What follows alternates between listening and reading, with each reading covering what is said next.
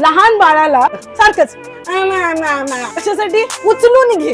का बरं उचलून घे? विचार करा, तुम्ही खाली बसलाय, तुम्हाला जग कसं बघायला लागतं, असं बघायला लागतं आणि फक्त एवढ्या अंतरावरच सगळं दिसतं. त्याला काय वाटतं, इथे नाही, मला वर चढून बघायचंय जग कसं दिसतं. मग आपल्या आईला म्हणतं उचलून घे. दुसरं कारण काय, चालून चालून थकतो बिचार, केवढाचा त्याचा जीव, चालतं थकतं, डायपर घातलेलं असतं, सू करून त्याचं वजन झालेलं असतं, ते आपलं चालतंय थकतं.